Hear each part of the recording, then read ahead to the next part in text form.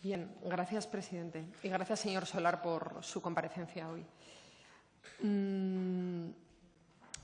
Hemos hablado en ocasiones ya con el anterior consejero de Empleo, Industria y Turismo, con usted mismo en la Comisión de Hacienda el pasado mes de febrero, con lo cual hay algunas cuestiones que ya se trataron. A mí me gustaría tratar otras diferentes y para eso le hemos llamado a comparecer, que tienen más que ver con otros asuntos en torno a la Fundación, por lo que le decía, porque algunas de esas cuestiones ya fueron tratadas en su momento.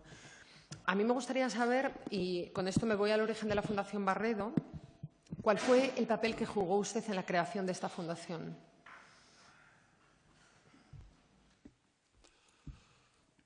Bueno, vamos a ver, la Fundación se creó en el año 2001 y, evidentemente, es una decisión que no es mía, es obviamente de los rectores de la consejería en aquel momento y, hombre, yo no sabría decir ahora mismo, 16 o 17 años después, realmente puntualizar todos los detalles, pero realmente la decisión fue del consejero que estaba entonces, director general.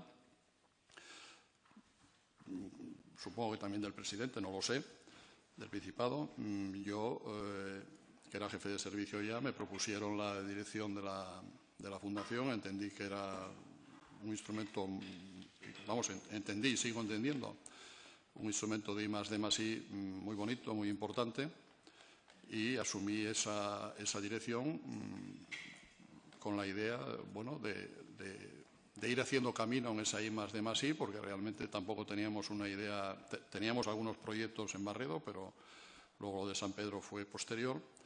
Y esa es un poco, yo lo que hice fue arrimar el hombro en aquello que el patronato me iba pidiendo y en las ideas que yo podía ir aportando, lógicamente, de mi experiencia profesional y de mi experiencia en I+D+I, que ya tenía como jefe de servicio, promoción y desarrollo, que ya llevaba 16 años. Y esa fue mi mayor contribución, es decir, la experiencia en I+D+I, tratar de empujar, de impulsar, pero, yo soy el director, no, como usted sabe perfectamente, el órgano gestor es el patronato, ¿no? De acuerdo. Usted habla de un instrumento de I+D+I. A mí me gustaría preguntarle, más allá de cursos que se han realizado puntualmente, algunas de las cuestiones que usted mencionaba en su comparecencia en febrero, a mí me gustaría que me dijera qué resultados puede usted destacar de estos 17 años casi de la Fundación Barredo. Hombre, pues la verdad que eso es de lo que más me gusta hablar. Yo creo que, efectivamente, primero, la creación del centro de San Pedro de Anes realmente fue en sí mismo un proyecto de I+D+I, porque no había ninguna referencia en España y pocas por el mundo de un centro de esta naturaleza. Y realmente, a partir de su creación, ahí se han hecho una serie de proyectos que yo ya he enumerado y tengo por aquí apuntados, pero no voy a repetir. Efectivamente, se hace formación y ahora mismo el centro de San Pedro es un centro de referencia internacional. Y cuando digo internacional, digo más allá de las fronteras de Europa, porque aquí han venido, como bien saben, yo creo que lo dije ya, 2 veces responsables de túneles de Singapur. Han venido en formación los bomberos de Israel y, según mis noticias, vuelven otra vez ahora dentro de unos días. Entonces, realmente, ese es un logro y eso es I+D+I, en la parte de fuegos y ventilaciones. Y luego, la otra parte, que es, si se quiere, todavía más I+D+I en Barredo, ahí nosotros comenzamos en el año 2001, en el interior del Pozo Barredo, utilizando parte de la plantas cuarta y quinta, montamos una galería de ensayo de 60 metros, donde estábamos buscando barreras activas contra las explosiones de Grisú, que era en aquel momento un tema importante, a base de agua pulverizada. Allí hicimos infinidad de ensayos, se podían hacer allí porque las explosiones de Grisú no se podían hacer en otro lugar. Y también investigamos en algo que, bueno, venía bastante reciente del terrible accidente de San Nicolás, de los 14 muertos, con la famosa controversia de si había sido por transmisión de la deflagración a través de la tubería de ventilación. Y allí también hicimos ensayos de ese tipo y montamos también entre la cuarta y quinta planta una instalación de ventilación arborescente para ensayar ventilaciones soplantes, aspirantes, ventajas, inconvenientes. Todo eso está documentado, están los trabajos hechos. Y luego, ya cuando abandonamos las tuvimos que abandonar porque hubo una irrupción masiva de agua que afortunadamente no cogió a nadie porque fue por la noche, pero bueno, nos obligó a abandonar las instalaciones en el 2005. Ya habíamos empezado en el exterior con el tema de cables, con simuladores de realidad virtual y, en fin, con otras cosas. Y ya nos volcamos definitivamente en el proyecto estrella, vamos, quitándolo de San Pedro de Anes, que es el ensayo magnetoinductivo de los cables de extracción de los cables, de extracción de los cables de acero, porque no solo se trabaja en los pozos, en los cables de extracción de minas, sino también en los remontes, en las grúas, en los puertos atirantados, en los pequeños, en fin, en mil sitios que se van a inspeccionar los cables. En ese punto ahora mismo eso ha dado lugar a dos patentes, una española y europea.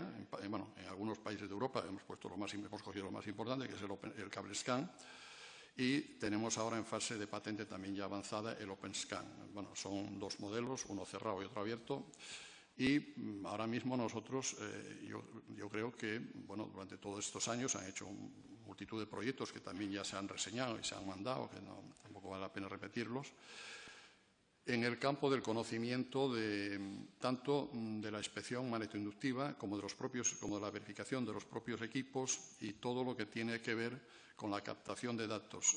Yo me gusta comparar lo que es un CableScan con lo que es un electrocardiograma. Es prácticamente lo mismo, es decir, uno ausculta el corazón y otro ausculta el cable. Los resultados, luego, claro, dependen de la calidad del cardiólogo en un caso y dependen de la calidad del inspector de cable en el otro. Hay que interpretar, la máquina da unos resultados, hay que interpretar, hay que saber lo que son señales erróneas, hay que saber los defectos que está detectando ese gráfico que es como un electro. Y ahí hemos estado trabajando todos estos años, de manera que ahora mismo la Fundación IGETIC, que es el brazo, digamos, ejecutor, son realmente una referencia aquí nacional, no digo internacional, porque yo no conozco más allá, pero una referencia nacional. Hay que tener en cuenta que IGETIC es, aparte de las dos patentes que tiene la Fundación, que es una entidad acreditada por la Entidad Nacional de Acreditación, por ENAC, es única de las dos que hay en España de entidades de inspección de cables de acero, es el único organismo de control que hay como de cables de acero y es uno de los dos laboratorios acreditados para ensayos de tracción, torsión y flexión que hay en España. Entonces, bueno, yo creo que se ha recorrido un camino que entiendo yo, y luego quiero añadir a este I+D+I, que es algo que a todos nos está preocupando. De hecho, el cuarto punto va referido a ese I+D+I, que es lo que hemos dado a aportar y hemos aportado también empleo, modestamente, pero hemos aportado empleo. Ahora mismo hay 11 empleos, no subvencionados, ninguno. Empleos directos hablo, y yo calculo que otros tantos indirectos. Ha habido picos, obviamente, cuando estábamos construyendo el túnel de San Pedro, de 50, 60, 70, hasta 100 en algún caso, pero desde hace ya bastantes años mantenemos entre 11, 12 empleos directos, ya digo, que se mantienen de los ingresos que generan su actividad. Entonces, bueno, yo creo que razonablemente nosotros hemos estado siempre considerados, la Fundación, en los programas técnicos que ha habido de I+D en diversos periodos, siempre se ha incluido la Fundación Barredo como uno de los elementos de I+D+I del Principado. Gracias por su explicación. Tengo algún comentario a lo que acaba de decir. Usted dice que han generado empleo sin Bueno, ustedes por sí mismos, yo les recuerdo, la Fundación Barredo ha recibido alrededor de 30 millones de euros de dinero público en estos 17 años. O sea, es que usted dice que sin ningún apoyo, no sé exactamente cómo lo dijo, sin ningún apoyo público, permítame decirle que no puedo estar de acuerdo con eso. No puedo estar de acuerdo en absoluto. Cuando habla de I+D+I, sí, efectivamente. Tengo que decir que la I+D+I se utiliza últimamente para casi todo, para justificar casi todo. Y yo creo que muchas de las cosas que se hacen, aparte de que no se controlan ni se evalúan habitualmente, porque no existe esa cultura política aquí, tengo que decirle que yo tengo mis dudas al respecto de que a todo lo que llamamos I+D+I sea realmente I+D+I. Creo que a veces es un cajón desastre donde metemos experiencias que no son tan positivas, ni tan exitosas, ni realmente redundan en labores de verdad de investigación, desarrollo e innovación. Una parte importante de la subvención nominativa que se lleva a la Fundación todavía a día de hoy va a amortización de la deuda. Amortización de la deuda de un centro del que sí puede ser referencia, quizás a nivel internacional, no lo sé. Yo tengo la sensación de que está infrautilizada. A mí me gustaría pedirle o preguntarle que me dijera exactamente cuál es el uso que se está dando al centro a día de hoy. Insisto, yo creo que está infrautilizado y por otra parte, seguimos pagando esa deuda con dinero que se suponía que iba a I+D+I. A mí lo que me da la sensación es que, efectivamente, esa parte de la subvención nominativa que se ha ido reduciendo con los años, pero que es elevadísima para una fundación de ese tamaño, le tengo que decir, vaya amortización de deuda, me parece muy llamativo. Y me pregunto también, ¿a quién está sirviendo en Asturias el centro de San Pedro de Anes? Más allá de ese reconocimiento que pueda tener, más allá de a nivel europeo, a nivel internacional. ¿Para quién investiga? Bueno, vamos a ver, son varias cuestiones. En primer lugar, cuando estoy hablando del empleo que hay ahora mismo, que está en TST y en GETIC, no es un empleo subvencionable. Otra cosa diferente, no es subvencionable, otra cosa diferente es las inversiones que se han hecho en infraestructuras. Es decir, de ese dinero que usted dice, una parte, bueno, lo primero, de esos 30 millones, 5,5 millones son IVA. Que esos, según llegan, se van. Nosotros no podemos compensar el IVA y entonces aproximadamente, hombre, lo digo porque bueno, uno es del 16 y otro del 21, pero bueno, aproximadamente 5,5 millones son IVA, con lo cual, bueno, queda menos. Y luego, gran parte, lógicamente, ha sido la construcción del centro de San Pedro de Anes, que efectivamente ha habido unos préstamos con interés cero que se están devolviendo y que están a punto de finalizar su devolución. De hecho, el año que viene termina. Eso por una parte. Yo cuando me refería a la subvención es a la actividad que se está realizando ahora en cables. Lógicamente, la I+D+I que se han hecho en cables ha sido con dinero del capítulo 7, eso es cierto, no hay ninguna duda. Yo me estoy refiriendo ahora a la actividad, digamos, que están realizando TST y GETIC. Luego, en el tema, bueno, la discusión de lo que es I+D+I, bueno, efectivamente es un tema que, bueno, puede discutirse, que se entiende, pero bueno, nosotros entendemos que estamos haciendo I+D+I en general, ¿no? Y luego, bueno, yo estoy de acuerdo totalmente en que el centro está infrautilizado. Tiene mucho más potencial, evidentemente, pero es que el centro depende, hay que tener en cuenta que se inauguró prácticamente en el inicio de la crisis y que el centro vive, quien lo demanda son básicamente empresas especializadas en sistemas de apagado de incendios con agua nebulizada, básicamente finlandesas, francesas y alemanas, que no las hay ni siquiera españolas, o sea, son las demandantes y esos trabajan cuando tienen una obra en un túnel o en una infraestructura donde se utilice un sistema de extinción de incendios ellos vienen a hacer sus ensayos, bueno, hay más sitios, pero básicamente vienen a hacer sus ensayos aquí.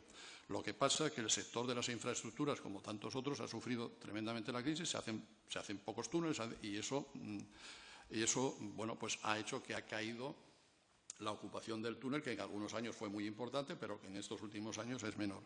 Y luego en la formación, que es la otra pata muy importante del túnel, pues la formación básicamente de bomberos, brigadas de salvamento minero, tal. Bueno, pues ¿qué ha pasado? Que de una manera drástica todos los, digamos, responsables de los bomberos han decidido que cortaban por la formación. Y eso se ha notado de una manera tremenda en el túnel. Ahora empieza a repuntar el tema de la formación, vuelve a haber otra vez dinero, parece, en las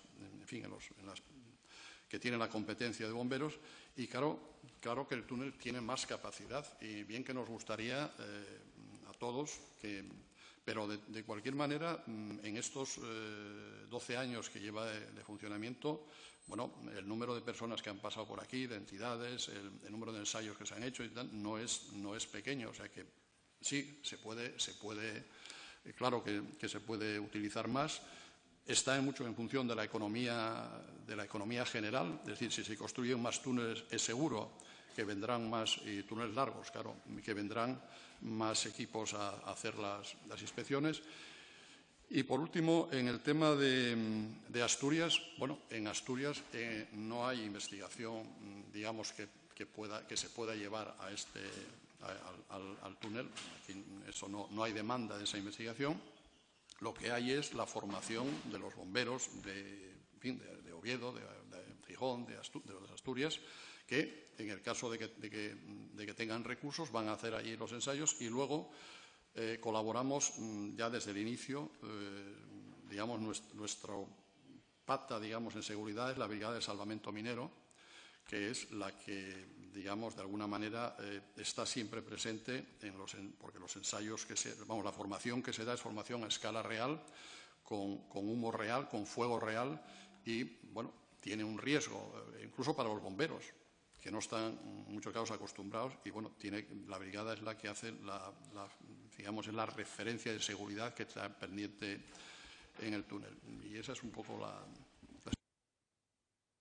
Usted lo que me dice es que más allá de la formación que se da, el último punto que he comentado ahora mismo, que es la forma en la que yo le preguntaba quién se ha beneficiado de esta fundación en Asturias, ¿no hay ninguna empresa asturiana que trabaje habitualmente o se haya beneficiado en alguna forma de las infraestructuras de la fundación? Bueno, yo no llevo porque, bueno, me estoy hablando un poco, digamos, quien lo lleva directamente, yo la conozco bien porque he estado pero, bueno, no llevo el día a día. Pero, bueno, que yo recuerde, aquí en Asturias, aparte de la formación de los bomberos, que sí, efectivamente, esos han pasado, yo recuerdo un ensayo muy singular de anclajes para espejos que hizo Riolás, porque aquí en el túnel, dada la potencia de ventilación que tiene, se pueden conseguir velocidades de viento muy altas, como de 150 kilómetros por hora. Y entonces, bueno, se ha hecho un ensayo muy curioso, porque ellos habían vendido, creo que para la zona centro de Centroamérica, y entonces ellos han hecho en su día un ensayo de anclajes. En cuanto al túnel, bien es cierto que aquí no estamos olvidando que la otra pata de este complejo es el tema de los bancos de ensayos de ventiladores a altas temperaturas. Y ahí sí que tenemos un cliente muy importante, que es Citroën, que, como todos sabemos, es una referencia mundial en el tema de ventiladores, y es uno de los clientes fijos. Vienen de toda Europa también a hacer los ensayos de ventiladores, porque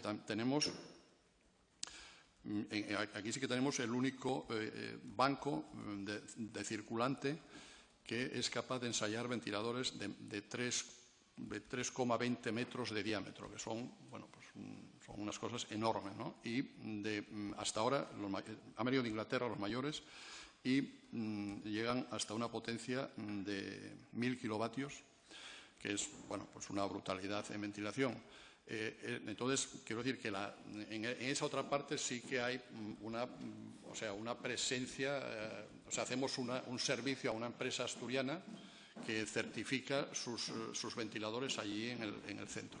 Porque ese ensayo, quiero decir también que esa instalación está acreditada por ENAC también.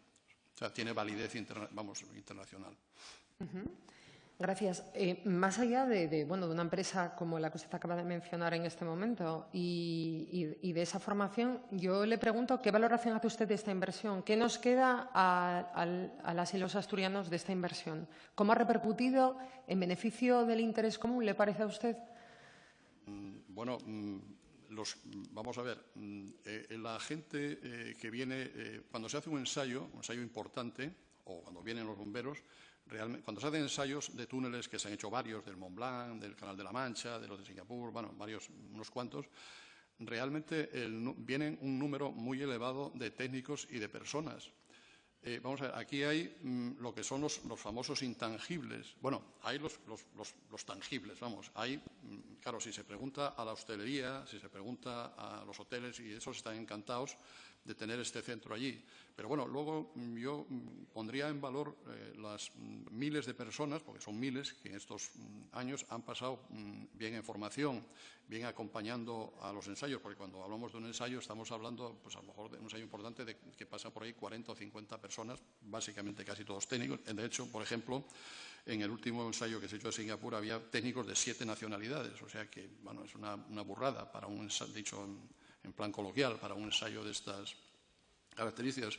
Entonces, bueno, yo creo que, vamos a ver, esto es la marca Asturias, es decir, nosotros tenemos un centro de referencia internacional que está en Asturias.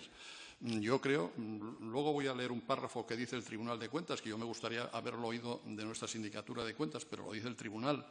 Yo creo que tenemos un centro que lo que tendríamos era que promocionarlo lo máximo posible, porque realmente es una referencia internacional y yo creo que ese valor de la gente que viene a Asturias, yo no sé cuánto después vuelven, claro, no sabría decirlo, pero tiene el valor y, digamos, en cuanto, por ejemplo, al tema de Citroën, es un valor muy importante porque le permite certificar porque el ensayo que se hace de ventiladores a 400 grados es una norma UNE, o sea, es una norma, una norma europea pasada a norma UNE, es obligatorio que haya que hacerlo de todos los prototipos. Entonces, bueno, es el valor añadido y, sobre todo, yo diría el valor añadido de la gente. Y, claro, yo no quiero olvidar que estamos hablando de seguridad y yo diría, y lo digo siempre porque yo he trabajado en el ámbito de la seguridad minera desde hace 38 años y medio, pues yo diría que si con esta formación que se da, que es una formación realmente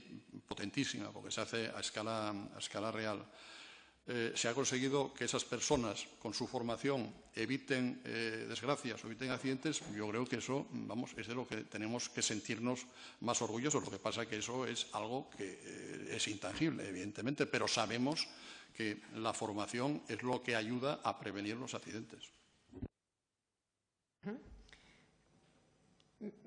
Bueno, me va a permitir que le haga un comentario. Yo realmente entiendo lo que usted está diciendo, pero ¿a usted le parece proporcional la inversión con los resultados que usted está mencionando, que parece que estamos hablando de turismo? No, estoy hablando de turismo, pero estoy hablando de seguridad. De seguridad también. Estamos hablando de seguridad y estamos hablando de tecnología y estamos hablando de cuando se vienen a investigar, por ejemplo, el agua nebulizada, los aspersores, se está ensayando tecnología, no se está ensayando. Hablo de turismo por la otra parte intangible, pero estoy hablando de cosas de seguridad y cosas de tecnología. Vamos a ver, la discusión de la inversión es si podía haber sido menor, por ejemplo, pero voy a poner un ejemplo. Nosotros el túnel, cuando tuvimos la idea de que veíamos la necesidad de un túnel de ensayos de ventiladores un túnel de ensayos de fuegos y ventilaciones a escala real, bueno, eso se preparó con 3 empresas especializadas, una en túneles, otra en ventilaciones y otra en captación de datos. La idea primera era de un túnel de 550 metros. Porque, claro, lo primero que se planteó era la longitud del túnel. porque, bueno, lógicamente es la operación más costosa. Es un túnel de 66 metros cuadrados de sección libre, con 60 metros Yo tengo unas fotos de aquí de hierros que son espectaculares del túnel, si ustedes las quieren ver, son realmente espectaculares, del hierro que hay. Entonces, lo primero que se planteó fue la necesidad, digamos que, porque a nosotros, bueno, si nos basta con 400 metros de túnel, pues claro, evidentemente la inversión es mucho más pequeña. Pero claro, los expertos nos dijeron que, en primero, plantearon un túnel de 550 metros, el primer proyecto que se planteó. Y cuando, efectivamente, ya estábamos en la idea, pues, bueno, hicieron un reestudio, sobre todo la empresa Sinex, que es la empresa de ventilación, y nos vino a decir, y aquí, bueno, hay gente que supongo que conoce temas técnicos, nos vino a decir que, bueno, era una longitud extremadamente corta para que se produjeran digamos, unas condiciones de flujo que fueran realmente reales. Entonces, era mejor, o sea, era más seguro y mejor hacer un túnel de 600 metros.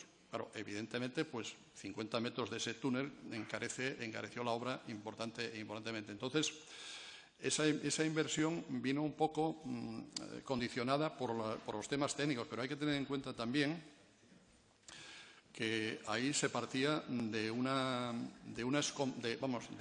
escombrera que al final era un basurero, porque estaba abandonada, que estaba colocada encima de una antigua estación de ferrocarril que tenía unas cimentaciones que no se conocían, es decir, con un tema de aguas ocultas y, bueno, era un tema complicado y además se hicieron, pues hubo que hacer 1 kilómetro de acceso desde la carretera Carbonera, que se compró a FEBE y luego, o sea, ahí están los precios de los terrenos, nosotros tenemos 140.000 metros cuadrados. Entonces, ahí se compraron los terrenos, ahí hubo que hacer la carretera de acceso, bueno, se recuperó una casa de piedra a la entrada que funcionó de oficina 5 años. Sí, le rogaría brevedad, por favor, porque me quedan solo 10 minutos. Es que, claro, si me pregunta por eso, pues claro, es que hay que sumar muchas cosas. Entonces, eso suma al final, sí. Sí, bueno, yo le pregunto, ¿cuál fue la inversión en el centro de San Pedro de Anes? Con exactitud no se lo puedo decir, pero aproximadamente en el entorno de 12 millones. 12 millones. Usted habla de que hubo tres empresas... Eso ya se dijo en el 2005 en el periódico. Sí. Bueno, yo le pregunto de nuevo, puedo preguntarle eso, ¿no? Sí. Vamos a ver, no lo digo sin la exactitud de... Sí, que no es un dato que no fuera conocido. Bien, yo le pregunto, usted está hablando de que hubo 3 empresas expertas que hicieron ese planteamiento inicial. ¿Qué empresas fueron estas? Pues fueron Geocontrol, Sinex y Aitemin. Geocontrol era experta en túneles, Sinex es una experta en ventilaciones y Aitemin tenía ya patentes de equipos de control de datos, transmisión de datos, efectivamente. ¿Ustedes han hecho un estudio del retorno de esta inversión? ¿Y lo van a hacer? No lo sé, si el patronato lo encarga, se hará. Yo no he recibido ningún encargo en ese sentido.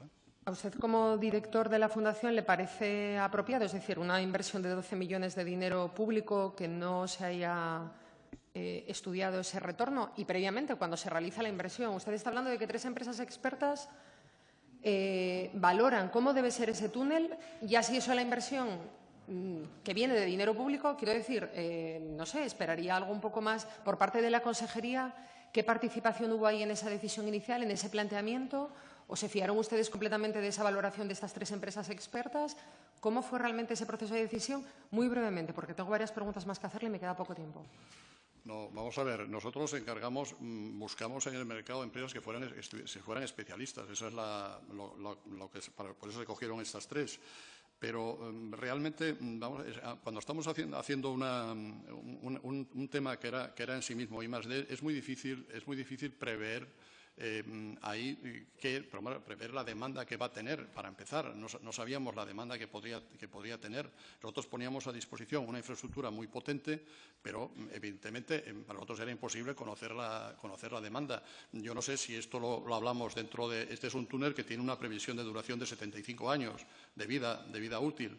Eso sí se ha hecho. Entonces, no sé, al final de su vida útil veremos si efectivamente eso ha sido bueno para el Principado o no. Fíjese, a mí me llama tantísimo la atención cómo se puede hacer una inversión de este calibre en I+D+I, teniendo en cuenta además los escasos recursos que se destinaban a I+D+I, pues para en la universidad, en el mundo de la empresa, y destinar 12 millones de euros a un túnel que usted me está diciendo que ustedes no tienen una previsión de la demanda, que eso será algo que se verá. O sea,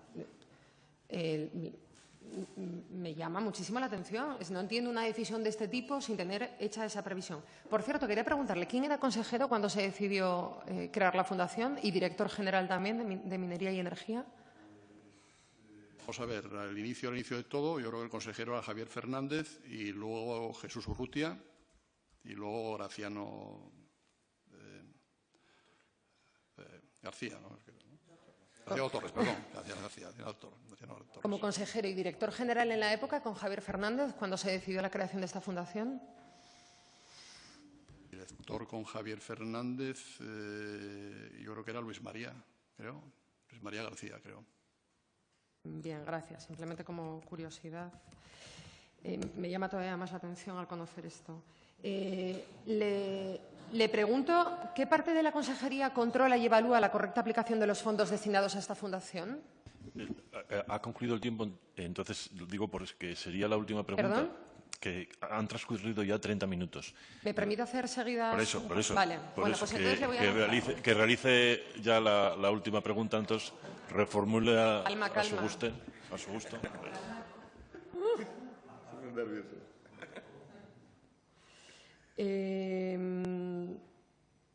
Bien, le voy a lanzar algunas preguntas y le agradezco su respuesta. Yo le pregunto por qué usted no solicitó compatibilidad para realizar las labores.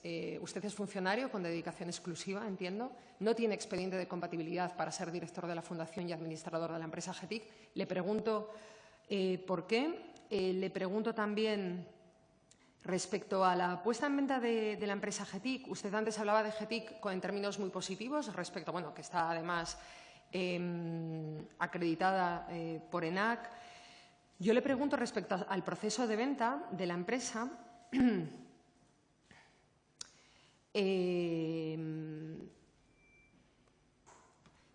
¿Cuáles son los requisitos, más allá de, del anuncio que he visto en su página web respecto a los requisitos que se requieren para encontrar un comprador? ¿Qué tienen pensado hacer con los medios tanto humanos como técnicos de GETIC? ¿Y por qué se produce esa decisión de venta? Choca un poco con lo que usted ha manifestado respecto a GETIC y con lo que manifestaba en febrero también. He repasado su comparecencia y en aquel momento usted hablaba de las previsiones y no, desde luego no apuntaban a que pudiera haber una venta en breve. Le quería preguntar si hay alguna empresa que haya presentado oferta y si esa empresa está acreditada o tiene la acreditación de ENAC. Y hay una cosa que me llamó muchísimo la atención en la página web de la Fundación. En septiembre de 2016 se convocaba una oferta de empleo temporal de 8 meses, no renovable, para un inspector de cables y formador. A mí me gustaría preguntarle, ¿quién gestionó ese proceso de selección para un puesto por un periodo de tiempo de 8 meses no renovable? ¿Qué va a ocurrir con esa persona si se transfiere? ¿Qué va a ocurrir con esa persona si se transfiere y, por lo tanto, si ese contrato se ha incrementado en el tiempo? Perdone, señora diputada, pero vamos a necesitar otros 30 minutos para que plantee las preguntas. Esto en 4 o 5 minutos se contesta. Vamos. Solo termino ahora mismo. Gracias todo que todo tiene un límite, ¿eh? Sí. Como antes, cuando se extendió el consejero 15 minutos contestando en una pregunta, no en una comparecencia. Claro, es que utilizamos la misma vara de medir. Le pido, por favor. Simplemente, ese proceso de selección de una persona que era inspector de cables, ustedes sacan un proceso para un puesto que duraría 8 meses, no renovable. Yo le pregunto qué es lo que tienen pensado hacer con esa persona ahora que GETIC se supone que está a la venta y la comprará alguien probablemente. ¿Con qué criterio se hizo ese proceso de selección? A mí me llamó la atención ver que la puntuación de esta persona fuera 7 veces superior a la del siguiente clasificado. ¿Qué tipo de contrato tuvo esta persona? Y si se mantiene en la misma escala salarial que el resto de personas. Nada más, gracias. Calma. Bueno, vamos a ver. En el tema de incompatibilidades, nosotros hemos entendido siempre que no había, como no hay retribución ninguna por parte de la Dirección General, no hay ningún tipo de incompatibilidad. ni entendemos que compromete ni la imparcialidad, ni la independencia, ni mucho menos perjudica los intereses generales, al contrario. El I+D+I que hacíamos era lo mismo que veníamos haciendo o hacemos en otros proyectos en el servicio, y esa es la razón por la cual no se entendió en ningún momento que hubiese un tema de incompatibilidades. Y además, a mayor abundamiento en los presupuestos del Principado, en lo que compete al Servicio de Promoción y Desarrollo Minero, se dice que el jefe de ese servicio lleva consigo la dirección general de la Fundación. Entonces, bueno, esa es la respuesta. En el tema de... El segundo tema, que no me acuerdo cuál era, el tema de la venta. No, perdón, ya me acuerdo. El tema de la venta. Sí, el otro era el del tema de la venta. Bueno, yo ahí no puedo decir nada. Eso es una decisión del patronato. Yo no tengo ahí nada que decir.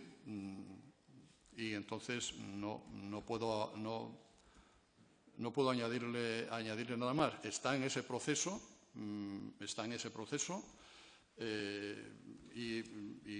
Y nada más, no tengo más que decir, porque no es una cuestión personal mía. Es una cuestión que ha tomado el patronato y yo la respeto, puedo compartirla más o menos, pero bien, yo sigo manteniendo que GETIC es una empresa, una micropyme, vamos, con muchísimo futuro. Eso sí lo defiendo y lo defenderé siempre, pero bueno, yo las decisiones que toma el patronato, obviamente no me toca cuestionarlas.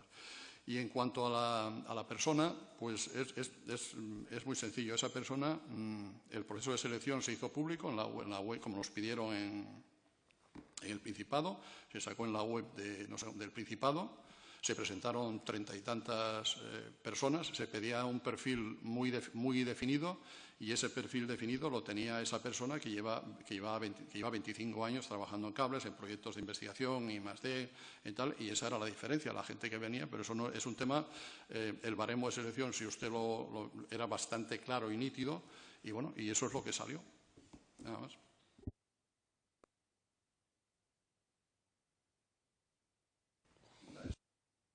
Esta persona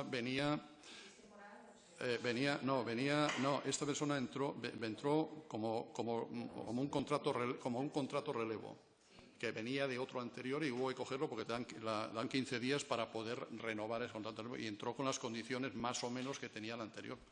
Vamos. Muchas gracias.